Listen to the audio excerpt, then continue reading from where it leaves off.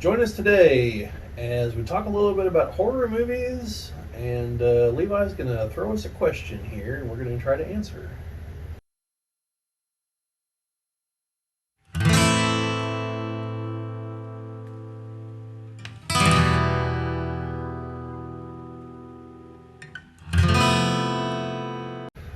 Welcome back. Those who've been here before, welcome to those of you who are new to the channel. My name is Bobby. This is Jim. This is my nephew Levi, who has appeared in a couple other videos, I think back around Christmas, if I remember correctly. But yeah, this is the Geek Cabal channel, and we're going to talk about horror movies. I'm a particular fan of them myself, and Levi likes them, but being 12, he can only watch so many of them at the moment. So Levi has a bit of a question that we're going to try to answer here. Levi? Over the decades, how have horror movies changed? Okay. So we're going to try to stick with the roughly modern-ish era because even though I have seen approximately half of Nosferatu, I haven't seen much between that and the Texas Chainsaw Massacre, so it's about 50 years of filmmaking we're just going to totally skip over here. And one little slight note, I have heard many people call the 70s to the early 80s like the heyday of horror movies. I think it really depends on your age category. A guy I watch a lot is Joe Bob Briggs, who's presently on Shudder with The Last Drive-In. His co-host loves 80s horror movies, and he doesn't understand why. So he's more of an older horror movie man himself. But anyway, so yeah, there've been several changes. Several little genres have developed, risen. Some have died off.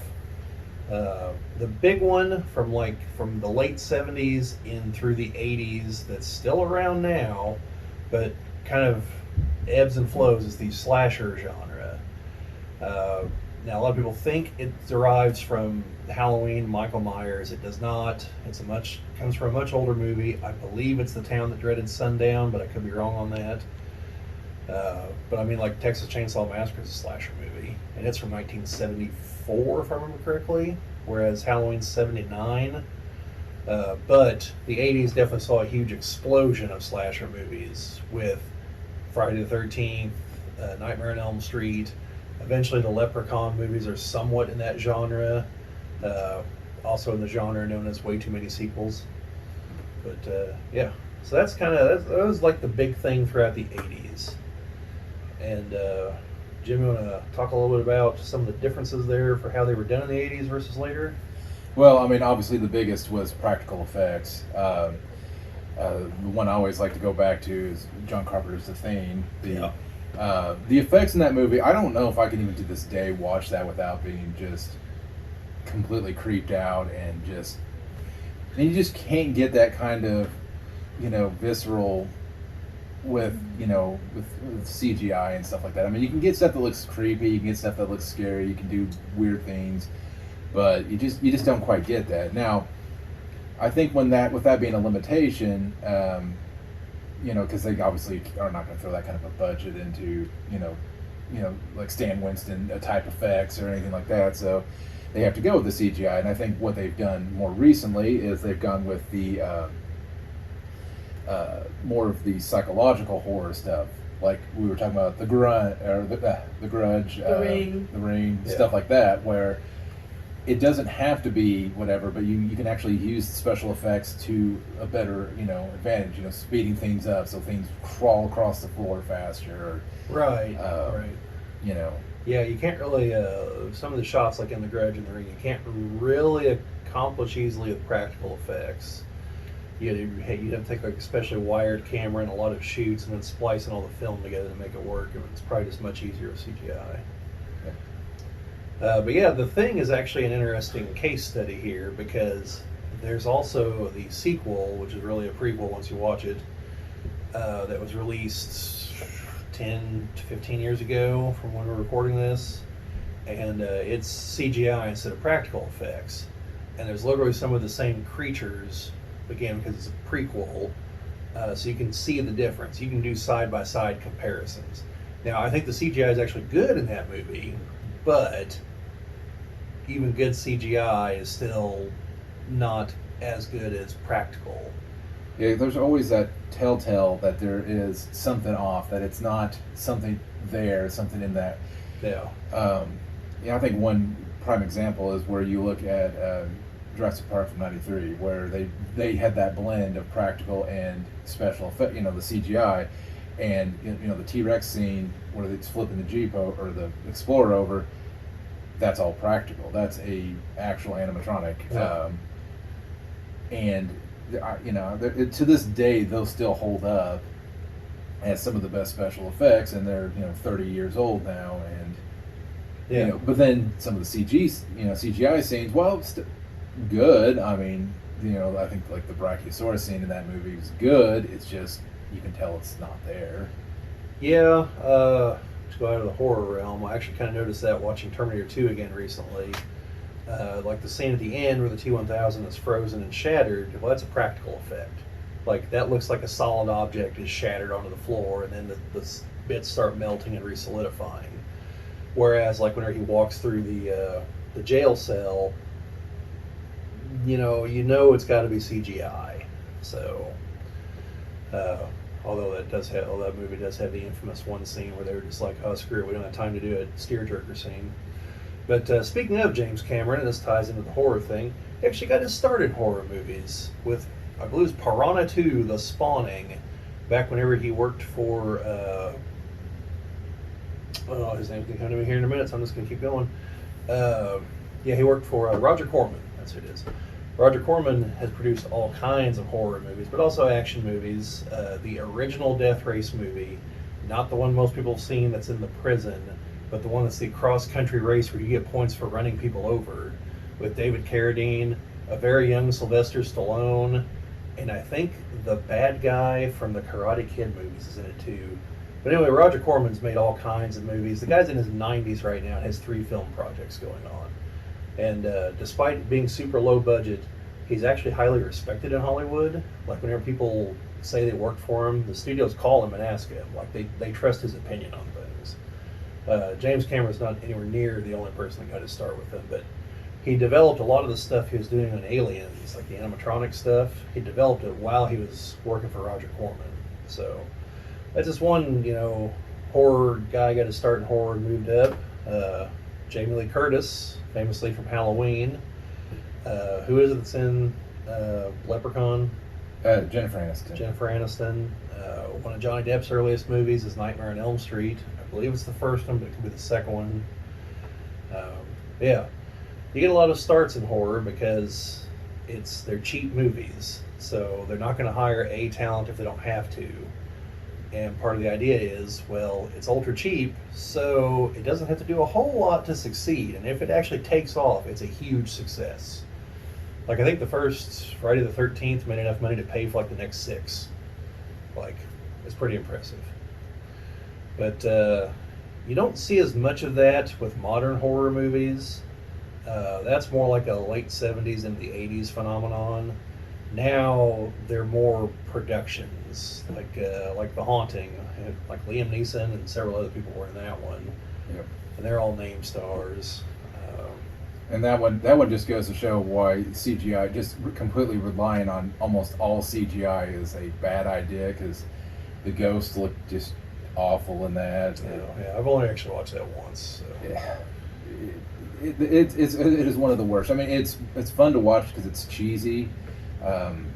It's fun to try to explain why there's a giant swinging gavel in the fireplace to take somebody's head off. But I think like that, the remake of The House on Haunted Hill, again, really cool looking special effects, and actually some of the stuff that they did, while they toned back, like there's not, I don't think there's as much CGI in it. There's definitely like some like trickery, like where I think there's a camera shot where like the person's head's shaking real fast and they're moving around. Yeah, some things like that, and the ghosts, when you see them, are obviously CGI. Well, I say they're obviously CGI. They're probably CGI. It could be like a rotoscope kind of thing, I suppose, but because you can clearly see the face of like Jeffrey Rush's character. Not Jeffrey Rush. It's not Jeffrey Rush, folks. Forget that. He is in the movie though. He's the guy that's putting it all together, right? I'd have to look that up. I don't know on that one. But. the tycoon. Like his wife was Yeah. Famke Janssen, and it was supposed to be her birthday. And yeah, I think it's Jim Grish, but it's the other guy I'm thinking of though, and I can't think of his name. Should have looked that one up. But anyway, yeah, like you're saying though, a lot of the effects in that one are practical, but there are CGI effects. Yeah, of course. Yeah, because I think the one at the very end where the pool of ghost. I mean, Yeah, obviously, yeah, that has to be. Yeah, of course. But no, I think not only that, but from like the 70s and 80s, there was a lot of the slasher stuff. And obviously, the special effects had to be, gory looking things. And then it started slowly transitioning, from there to, more like psychological horror stuff that's just creepy to look at. May not be, unfortunately, a lot of jump scares, but which seems to be the real big trend right now. Is just jump scares and stuff that's kind of creepy. I don't know why nuns and all that seem to be the new creep factor, but Yeah, I don't know either. Nuns, dolls, exorcisms. One, we were talking there whenever we mentioned The Haunting. Just thinking it through, I kind of realized, outside of like some very specific instances, I don't think like haunted house type movies ever really caught on again after like the 70s. There's a lot of British, I think probably a lot of the Hammer horror movies, and that's probably a whole video unto itself. The British had a whole cottage industry of firing out horror movies. They were Hammer horror movies, and they had like Christopher Lee, Peter Cushing. There was another guy, but yeah, like they're in a lot of those movies. Like a lot of movies where Christopher Lee plays Dracula, which is in like 20 movies. Peter Cushing does a lot of playing Van Helsing or Sherlock Holmes, and but yeah, there's like a whole subgenre of just British Hammer horror movies, and all those have to, of course, work within the British system. So it's a bunch of things they can't show. Like apparently you can't show a headbutt, or like nunchucks, throwing stars, and some other weird things. that's why they had to heavily edit the Ninja Turtles, and that's why they're not even called the Ninja Turtles. They're Yeah. Well, they had to remove the scene from Attack of the Clones. Whenever Obi-Wan or Jango, whichever one headbutts the other one, there when they were fighting on Camino, they had to take that little bit of the movie out for the British. So even as recently as Attack of the Clones, that is still the case. But yeah, then in the late 90s, well, in the 90s we saw a couple things kind of rise up. We saw the rise of PG-13 horror movies, which no one, I think, predicted that. And also, that was kind of the dawn of the real found footage era with the Blair Witch Project, which kind of hit it like that perfect moment of internet marketing where there was enough that you could look at the marketing, but not enough internet to really research everything. So it kind of actually looked like some people got killed in the woods if you didn't look into it too far. Yeah, I think people were really surprised when they started seeing these people do interviews. Yeah, And they're like, wait, yeah. I thought they died. Yeah, pretty much. And that leads into the later found footage movies that start like in the 2000s, like Paranormal Activity is the big one. Yeah. But also like the Cloverfield and a few others. Although I think the whole concept, unless there's an earlier movie, I think derives from the movie Cannibal Holocaust, where there's a movie, then within that movie, the people are discussing a group of people that went missing and they found the footage, and you're seeing it as the movie progresses. And it's pretty gruesome, first of all, but also one of the only two movies I've seen that did not have that little blurb at the end about no animals were harmed during the production of this movie, because a lot of animals were harmed during the production of this movie intentionally. So fair warning if you ever watch this movie. That's one reason why I put off watching it for a long time. I only actually watched it like a year or two ago. And yeah, like all the animal cruelty you see in the movie is like that's actually happening. The actors are actually doing that to the animals. Like it's pretty messed up. So at the end you're rooting for the cannibals. Yeah, and I think I said the other big thing that started happening in the early 2000s, or probably late 90s, early 2000s, was that horror just couldn't contain itself to the earth anymore, so horror had to go out into space, and it seemed like everything went into space. I mean, somehow Jason made it to space. Leprechaun, I think, did too. Yes. Yeah, Leprechaun made it to space. The bits of that movie I thought were just stupid. I actually thought Jason X was entertaining, to be totally honest. Like, the premise is beyond stupid, but, you know, I thought it was entertaining at least. Well, I mean, to be honest, if you somehow got Jason into space, I mean, I'm assuming he would still kill people. Yeah, I mean, he was cryogenically frozen on Earth. Like, it was the Army captured him, and they're like, well, we've tried every way to kill this guy, and we can't. So let's turn him into a weapon and point him at our enemies. But then he escaped, and so they freeze him in the cryogenic chamber. Like, the doctors in there getting stabbed as they're freezing. And then, like, hundreds of years go by, the Earth's desolate, and now everyone lives on New Earth. And so an archaeology group comes to Earth and lands at the Camp Crystal Lake military complex and unearths them and brings them on board the ship. And they reanimate her and fix her up. They think Jason's just a corpse, because he's a zombie. Well, once he thaws out, just starts hacking and slashing his way through everybody. I did like where he takes the one person's face and shoves it into the... Yeah, she's the first one to get it, into the liquid nitrogen. Yeah. Yeah. Yeah, although at the end, I think they do actually kill him. Because he's in space, like something explodes and sends him flying back towards the ship, and they're like, Jesus, how do we stop this guy? And then the Sarge, like, grabs him, and they go down and burn up through the atmosphere into Earth 2. And his mask lands at New Camp Crystal Lake. You learn to see two campers that, hey, what's that? It's landed by the lake, let's go check it out. Then you see his face mask, like, going down through the water, and the as it's going. But I think we're supposed to go with he totally burned up and he's dead. Well, I don't know. The one time he got all exploded, and some reason some guy wanted to eat his heart. Yeah, I mean, that one ends with him being drugged down to hell. So he managed to get out of that. Well, yeah, I mean, it's just hell. I mean, I played enough God of War to know Kratos was climbed out of hell twice. Yeah, well, I mean, that's actually the state of things at the very beginning of Freddy versus Jason. Remember, Freddy is just pissed off that the people in the town have finally figured out some way to make it so no one knows about him, and if no one knows about him, he can't attack anybody. And so he's like, so I found this other guy that's basically indestructible and sent him back to Earth and pointed him at the town. So he resurrects Jason because he knows the townsfolk won't think there's some other unearthly killing machine out there. And so they'll blame him, but then he can't get him under control, and he just starts killing everybody. And he's like, hold up. Like, I want to terrorize these people, not this. And then they have to fight it out at the end, where the kids are smart enough to bring Freddy into the real world so Jason can just hack him to pieces. As one does. Yeah, yeah. But no, like I say, the one, though, I definitely always go to when I think of the horror in space that I think did it right. It wasn't just like, oh, let's take something from Earth and let's move it out there. No. Be Event Horizon. Yeah. That's just space horror from the get-go.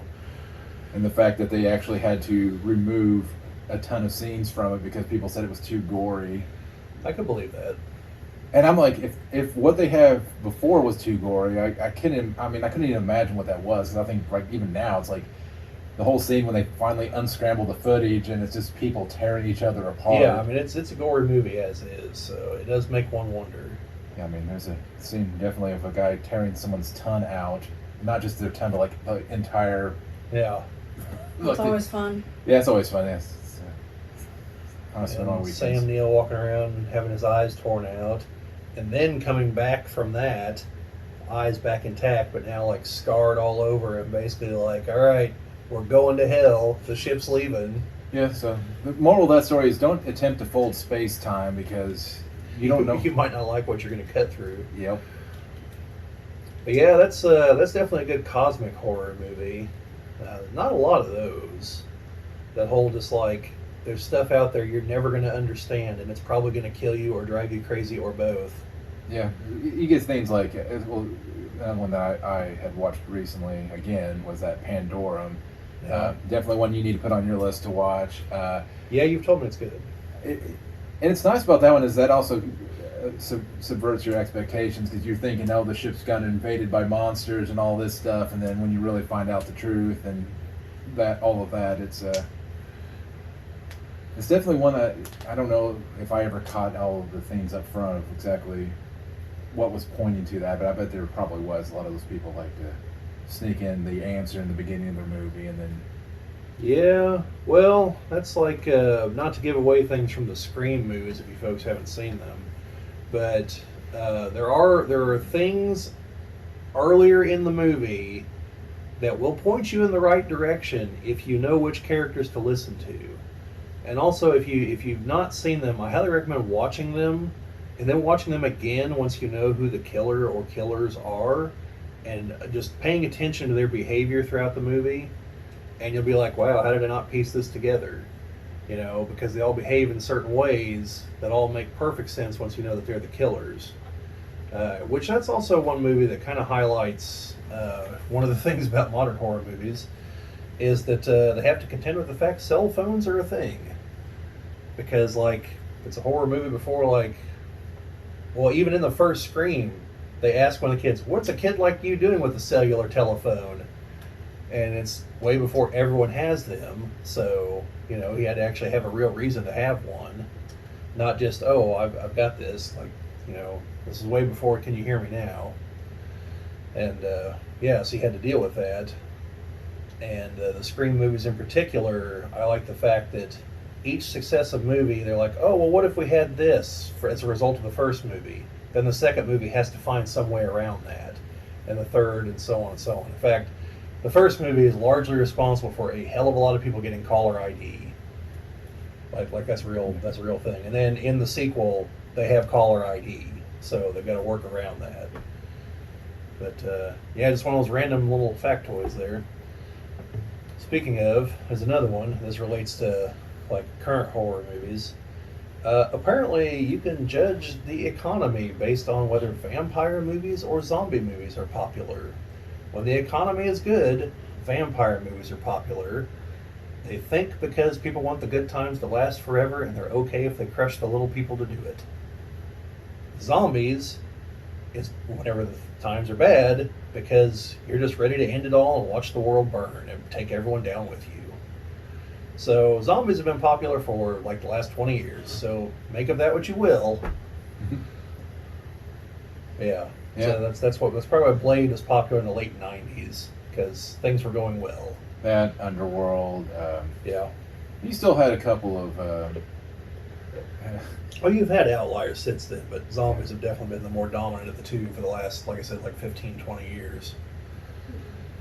And the start of that was the Dawn of the Dead remake, and Resident Evil is not so great as that movie is. But then shortly after that, you had The Walking Dead start, and that ran for 10 seasons, I believe, and is still like making spin-off shows right now. So, yeah, I mean, it's hot stuff. All kinds of bad movies on the Sci-Fi Channel with really bad makeup effects and bad CGI and bad plots and somehow convincing actors that have real names to be in them. I don't know, and I just find with very modern horror movies, I just don't find that drive to go watch them as much. I mean, like I said, we were talking about like all like the Conjurings and the Nun and the Coven. The Smiles. Well, that one, I don't know. That one was, I think, one of the few more recent ones. I was like, okay, I may want to watch that, but It's kind of unique. I just think that it's almost like the ideas are just kind of drying up, and now it's just kind of recycling things. I know for a period of time there, like we talked about The Ring and The Grudge, those were all, originally those, Japanese movies that were, brought over here, and I don't know. I mean, maybe that's what we need to find another country that's got. Well, I know I've seen one that was called Let the Right One In. It's a vampire movie. And there is an American version that came out like a year later called Let Me In, they're both good.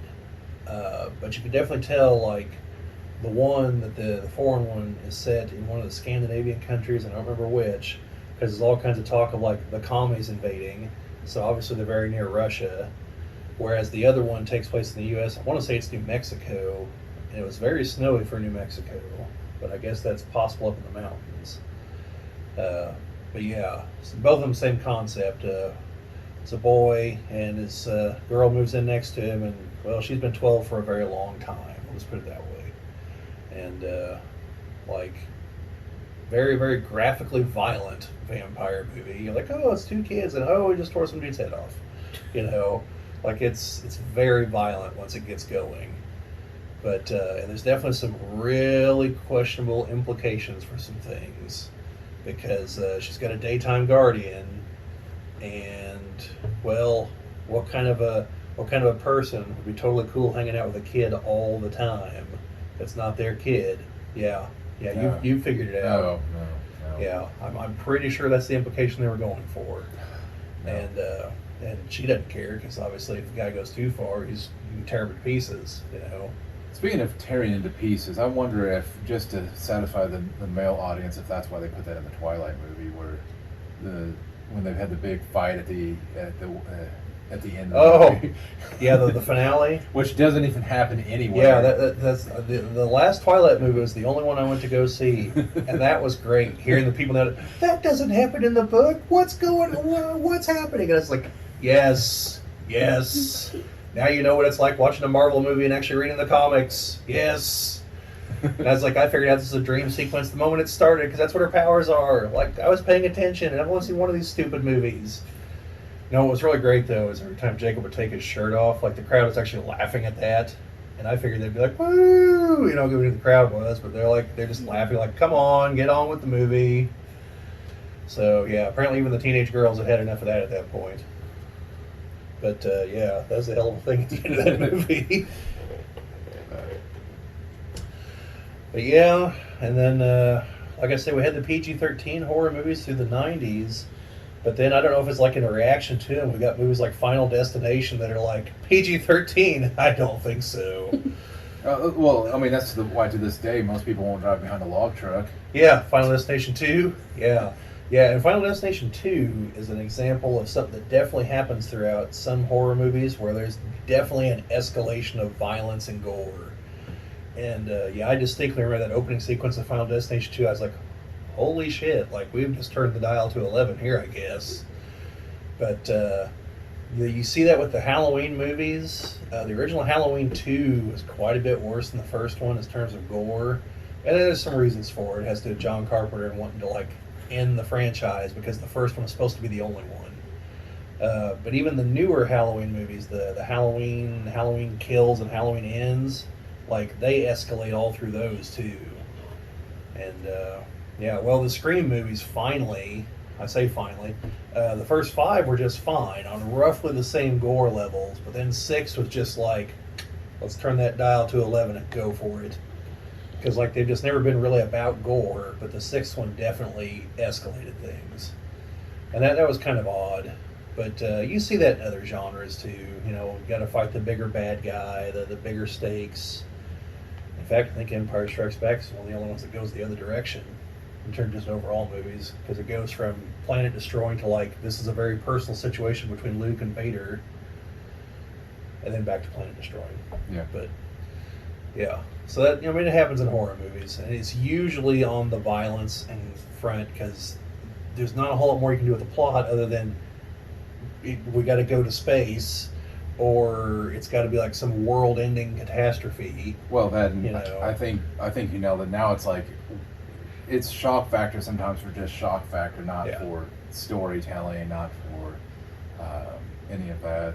There's a couple of newer ones that I still probably wouldn't go see because I have an issue with bones protruding from bodies and stuff like that. So I'm guessing you haven't seen the Hostel movies. No, I have not. That's exactly the movie I was talking about.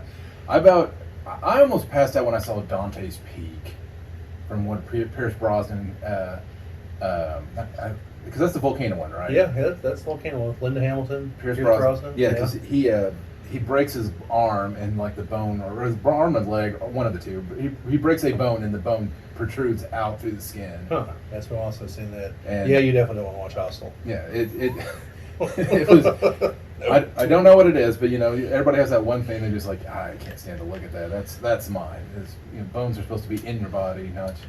Yeah, and Hostel is definitely an example of what Jim was talking about. Like, it's definitely there's a paper thin plot. It is strictly for like the term for it is torture porn, is what it is. Like whenever I watched the first one, I was like, Jesus, this is over the top.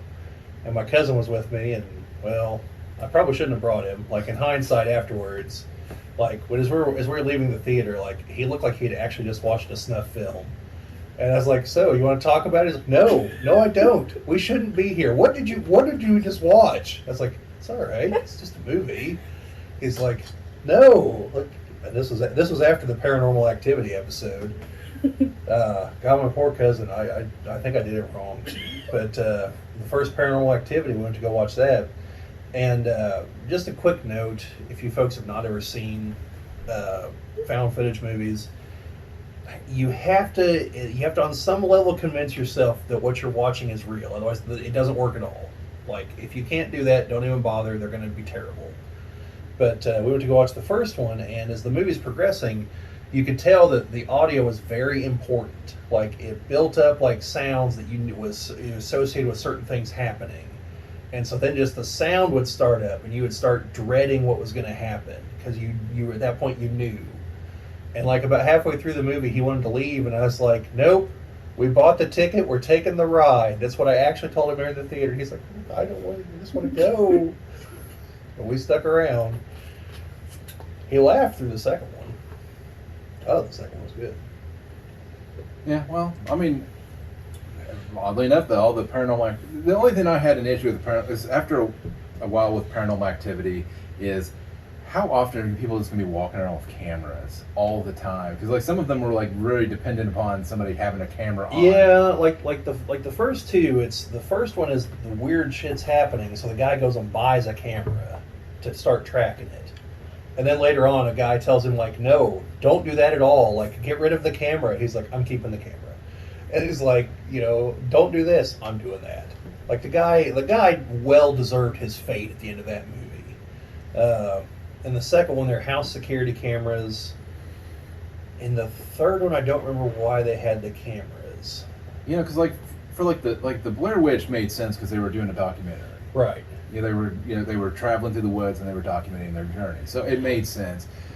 There's sometimes like as much as I like Cloverfield, the fact that they had a camera on half the time doesn't make any sense because or they somehow right towards the end of the movie the absolute crystal clear shot of the monster whenever all the other shots have been, and then it's just like obviously the crystal clear CGI shot so you know what the monster really looks like up close before the guy gets eaten. I'm assuming. Also the Blair Witch Project, kind of odd. The sequel was not a found footage movie. No, it was based on the fact that people were going out there to where the movie was filmed. Yeah. So the Blair Witch. It was kind of like the sequel. It's kind of like the Blair Witch Project was a movie that, like in their universe, it was the movie like it was for us, and people were going out there, and there was like a guy doing tours and stuff, and then a bunch of people get killed, and you know what though? As far as sequels go, that was probably one of the best ideas to do, just because the movie didn't really need a sequel. I thought it was okay. I think the idea was that it ended and you didn't know what it was. Now, as much as that bugs me, because I always want to know, well, how did they get the powers? Who are these people? Yeah. At some point, Did you ever see the third one? No. There's a third one? Yeah, there's a third one. It goes back to found footage, but it also like very obviously incorporates special effects and everything. So like it's at this point we all know the game's up, that it's not really found footage. So why don't we just go for it, but still disguise it like Cloverfield? Yeah. But still disguise it as found footage. It wasn't bad. Definitely kind of creepy in a few places. Because like there's a group going out there. I think they're looking for people that are missing, and then they run across this other group. And they're like, "Hey, we can take you places." And then like they realize the other group's screwing with them, like putting up idols and stuff. And then that group leaves. And then like 3 days later they come back and they're like, "How did we find you again? Like we've been trying to get out of this damn forest for 3 days. Like it's been night the entire time for us. They're like, we haven't stopped. Like we can't get back to our cars." They're like, "Oh, okay." And then one of them's like, "No, dude, look at them. They're scared shitless. Like they've obviously they're not making this up." And they weren't. They were trapped. They were screwed. Like the witch had them. So yeah. And then things escalated. Yeah. Yeah, I watched that one night on TV about a year ago. I don't know. And it may be, as much as I don't want to see remakes and reboots and stuff, it's almost that I think it's to the point where some of these movie makers need to go back to what made those movies scary in the first place. So, like, I remember watching Nightmare on Elm Street, not being able to sleep after watching it because it's like, well, gosh, if I fall asleep, even though I'm not on Elm Street, I'm gonna get get killed in my dreams. I don't know if I'd necessarily say it was more horrific in any way, but did you ever see the remake with Jackie Earle Haley as Freddy? I've seen parts of it, but I actually thought it was good in that, like, they had me convinced through like 90% of the movie that he was really innocent, that the townsfolk just killed him because they suspected him and he wasn't actually guilty. And it's not till the end that, like, the woman, like, finds his stash. I was like, oh, okay, he was.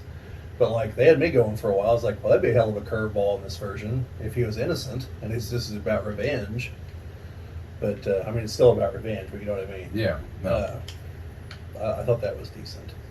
I don't know. To me, I think there's just a little bit lost in what's coming in modern, and that may be me just remembering my childhood and stuff like that. I mean, the viewers out there may be younger than us, and they may say, "Well, no, what we've got out there today is the best there ever was." They've watched some of the older stuff, and they're like, Oh, yeah. I mean, that happens, you know. But I mean, for those of you who've seen our videos, I watch a bunch of random movies on streaming all the time, older movies, and do videos on them. But, yeah, I mean, I tend to think that modern movies are better, but not always. There's definitely some older movies that are better. But that would be like us, like me going back and watching some of the classic monster movies like Frankenstein, Creature from the Black Lagoon. I mean, well, I find them, charming. They're not scary. They're not really good. They're corny. But I bet my dad would be like, it's the greatest movies ever. These are what you need to be watching. Well, all I know is I actually read Frankenstein, and I'd much rather see an adaptation of the actual novel. And I think there's only one or two of them. There's one that came out, I think, in the 90s with Robert De Niro as the monster. And I never did watch it because the whole time I was like, what is going on in this movie? In the trailer. Like, where's this and where's that? Because I was used to the original movie. And then I read the book, and I'm like, oh, well, that's why. This was probably a much better movie. I should watch this sometime. Well, I could always play some of the games based off those characters. I've got Mary Shelley's Frankenstein on Super Nintendo. I have two versions of Dracula on the Sega CD. I've got the Dracula Unleashed and Bram Stoker's Dracula. I still need to read Dracula. I've read remember the book fairs? I got like a kid's version of Dracula. I mean, it's still like Dracula killing people. It's not like it's really toned down. I think it was just like edited to a smaller version. But I have the regular book by Bram Stoker. I need to read it sometime. Well, the Sega CD game that I have is the one with Keanu Reeves in it. I do like that version of the movie, though. Francis Ford Coppola's version. Well, you just have to really like punching bats. I didn't think that happened at all in the movie. Well, what else are you going to have in a Dracula game? Well, he fought gypsies that worked for Dracula. And then you had Gary Oldman as Dracula. You had, like you said, Keanu Reeves, Winona Ryder's in it, Carrie Elway's in it. Can't think of the other person I'm trying to think of, so I'm just going to probably bail on that one. It's the guy that plays Hannibal Lecter. I can't think of his name. Should be right on the tip of my tongue. I hate it when this happens, folks. Probably edit this out. Well, he'll put it here somewhere. Yeah, I will. I mean, it's going to come to me here in it's in any second now. It's going to pop in there. Played Odin. Anthony Hopkins. That's it. He was Van Helsing. Really? Yeah. We might watch that version sometime. But no, no, wait, we can't. You can't watch it. Never mind. I say so. With all of the rambling here, really, what we're saying is it's what has changed the taste, what people are into at that time. Yeah, the taste, the effects, practical versus digital. Some people figured out ways to make PG-13 horror movies, and that's purely from money, because more people like horror movies make less money than PG-13 movies. But that does bring up a good point. If anybody knows a good horror movie that's PG-13 that you'd like us to review, I'm all ears, because I think that there's a possibility that you can have a good horror. I'm sure Come play. I have to say that there are. I'm assuming there are, and I'd be interested. I mean, Is The Ring rated R? I don't know. Ring? The Ring might not be. It's PG-13. Yeah, Yeah. I watched it. I have to look that one up, but yeah, no, definitely though. Leave some comments of some ideas on that because Yeah, and just in general, let us know what you guys like as far as horror movies. especially your favorite one Yeah. and least favorite. How about that? Because once we get close to October again this year, we're gonna start doing some top 5, 10 type lists, and we're gonna slightly restructure what we did last year. We're actually gonna plan a little bit. I know that's verboten on this channel, but that's German for forbidden for those of you that don't know. Is that what you learned from playing Wolfenstein 3D? No, I'm trying to remember where I picked that up. Although that is in there, Das ist verboten. Yeah. Yeah. Well, I'm sure the rating's here somewhere. I'll find it later. But yeah, I think it is PG-13. I mean, it could be because there's definitely not any like murder, like bloody guts or anything. It's more of like, oh, I touch you and you turn into drowned person. Yeah, I know that the Terminator series has one movie that's PG-13, Salvation, and it's not bad, but you can tell that like it doesn't have the ever-present, the future sucks, humanity's going to lose, the Terminators are going to kill us all. Like it just doesn't have that oppressive atmosphere, and that's a big part of it. It's because it's Salvation. But yeah. It's There's others that you just couldn't do. Like you just couldn't do a PG-13 zombie movie, like that actually involved the zombies doing their thing. Vampire movies that you could, you just take out the blood, which a lot of them are bloodless anyway. It's not like you've got the occasional one where it's like, oh, I'm gonna slash your throat open, Your Renfield. Yeah, Renfield. Tell you what, real interesting vampire movie is from the 80s called Near Dark. You ever see it? Nope. It's got like half the cast of Aliens in it. Lance Henriksen, the woman that plays Vasquez, and Hicks, they're all in it. They're all vampires. And you never see them with fangs, elongated fangs. Like they clearly drink blood, but like they definitely just like stab people and whatnot, and, like cut them open and drink it. And a few of them will bite them, but they're just using their human teeth to do it. But they're also damn near unstoppable. Like one of them takes a shotgun blast to the chest, and like literally a moment later just like wipes the blood away, and there's no hole anymore. The only thing that can destroy them is sunlight and fire. So yeah, most of them get it by sunlight. One of them is on the front of a gasoline tanker that explodes. But yeah, they were basically unstoppable. Yeah, that movie would have probably done a lot better had it not opened up like right around the same time as The Lost Boys, which clearly won that contest of vampire movies. Yeah, For because better or worse. one that people still talk about today, and one that I Yeah. didn't even hear about. So Yeah, The Lost Boys is definitely something. Its sequels are something else, but Interview with the Vampire was a pretty good vampire movie. yeah. I haven't read the book, so I couldn't tell you how much it is like the book. I can tell you that Queen of the Damned is not a whole lot like the book. Plus, it also made the fatal mistake of trying to actually do 2 books, because the plot to that is actually from The Vampire, Lestat, and Queen of the Damned. And like most movies do get to get 1 book in there. Like the current Dune has been split up into 2 movies, which is good. Apparently they're going to do the next book too. and like The Hobbit, which shouldn't have been split up into 3 movies. Yeah, no. So Peter Jackson, I can see- we gave you 1 movie for each of the others. Let's have you turn the shortest of the books into 3 movies. All right. I could see 2 movies, but Yeah, 2. They probably could have done 2. I really wish they wouldn't have had CGI orcs though. Like to me, that was just a major stumbling point because they just don't look like the orcs in the other movies. it shouldn't have had CGI Smaug. It should have been practical. Real dragon. Real dragon. Yeah, we got some of those floating around somewhere. Yeah. Well, no, just get them from the Rain of Fire set. Oh, Rain of Fire. Oh man. Like, I Matthew get- McConaughey at his best. What are you talking about? I give him props for like trying to be like, well, what if dragons today? Like, okay, interesting concept. and then just like we got what we got. Christian Bale, Matthew McConaughey, and although I did like the scene where they're trying to entertain the kids with the play, and it's just Star Wars. Yeah, and it's the big reveal, the Luke, I am your father. And the kids are all gassed. Yeah, and the adults are just like, come on. Anyways, any closing remarks on this one? No, other than like I don't really know where current horror really stands.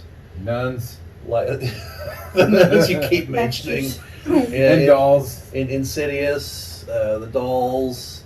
Possession. They still keep trying to make the comeback with the slasher. There have been 3 Halloween movies in like rapid succession, and they all made money. So I don't know. I see that Insidious trailer where the guy's in the CAT scan machine or Yeah. whatever. And I'm like, well, first of all, the tube's not that long.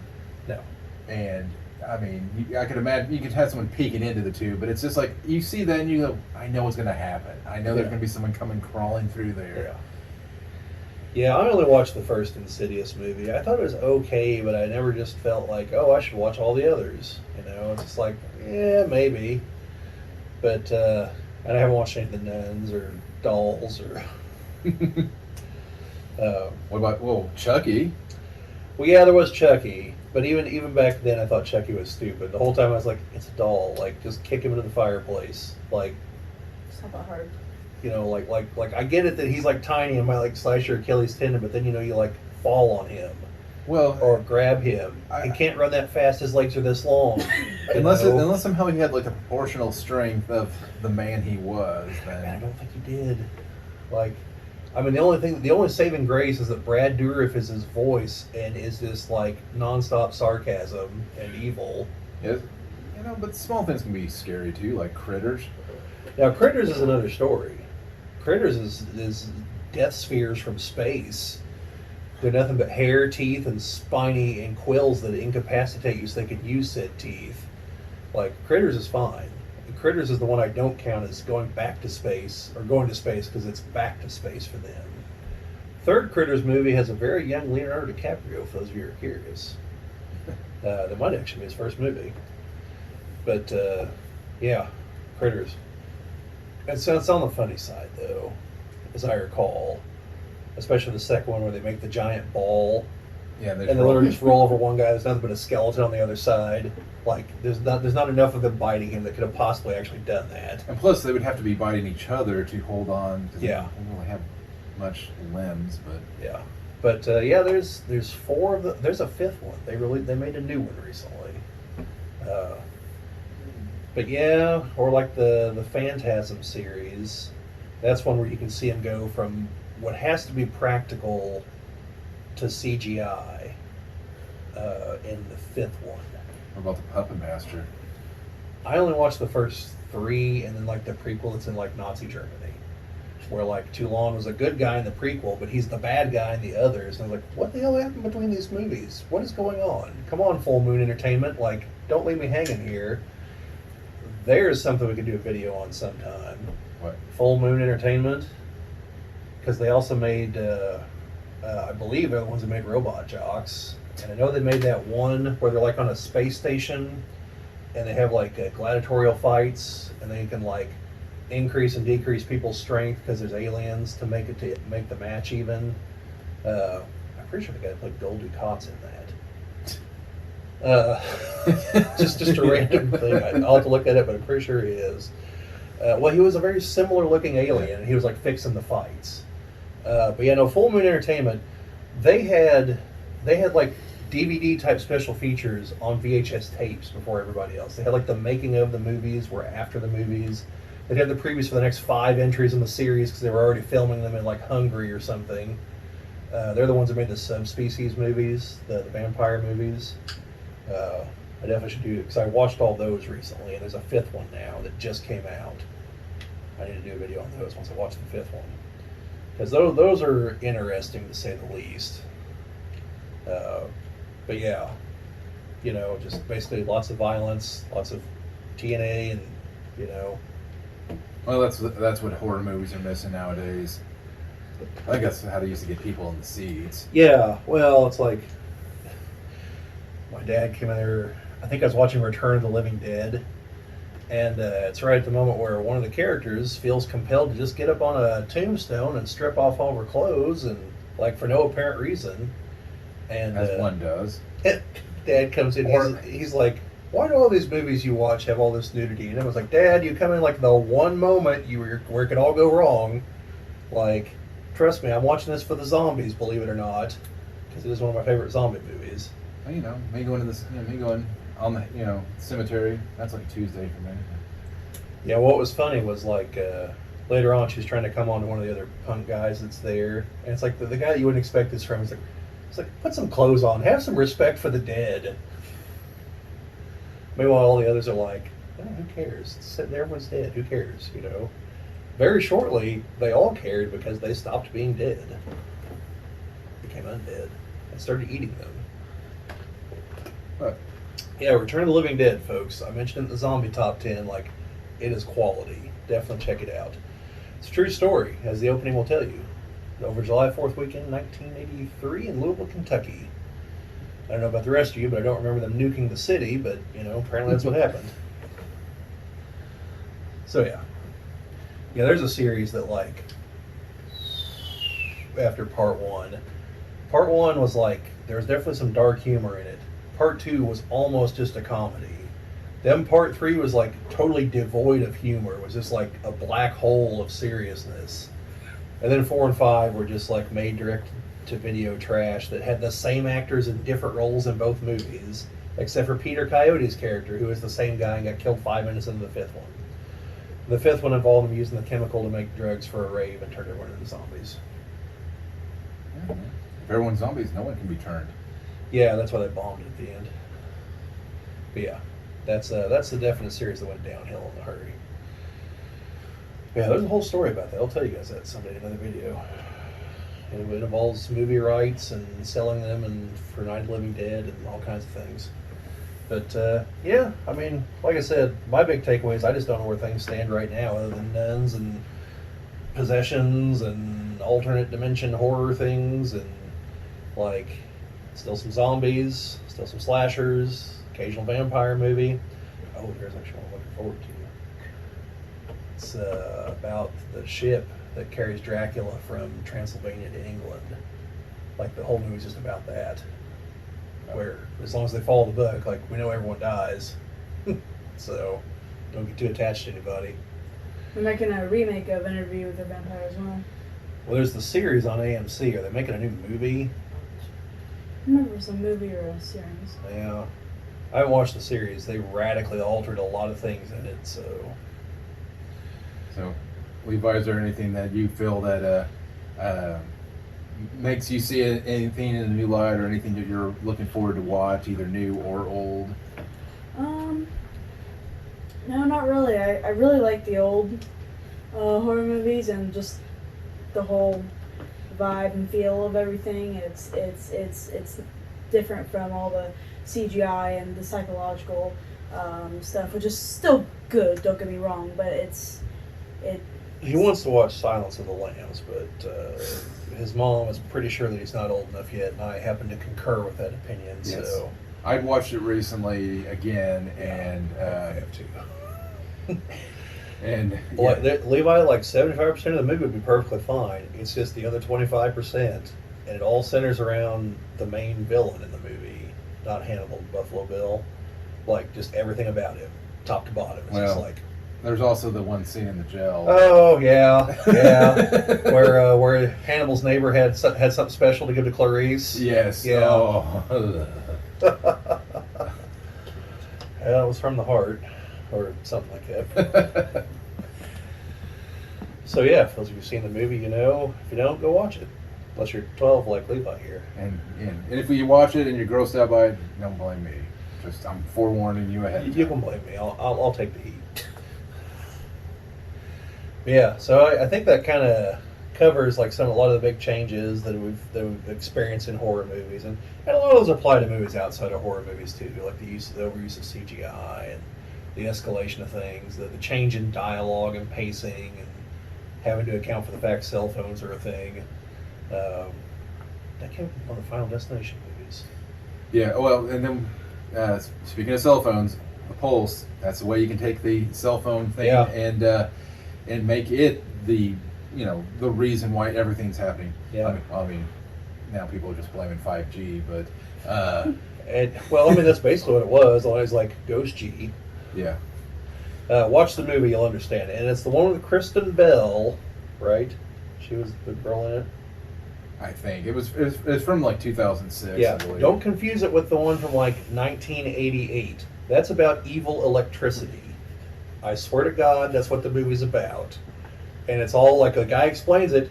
Well, it's electrons. They're negatively charged. Of course, it's evil. I'm just like, Well, I know why not? I know the one evil to fight that then. Rubber. Yeah. From the movie Rubber.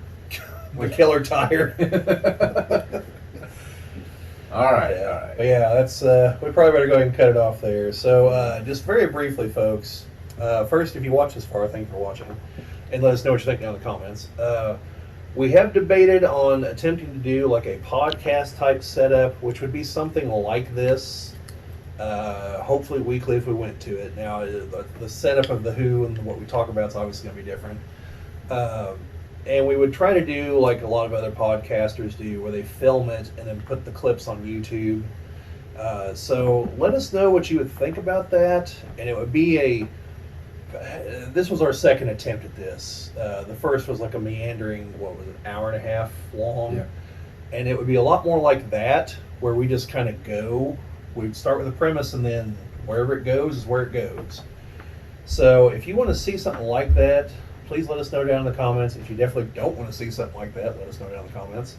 But yeah, so we'll kind of looking into that. So anyway, thank you guys for watching.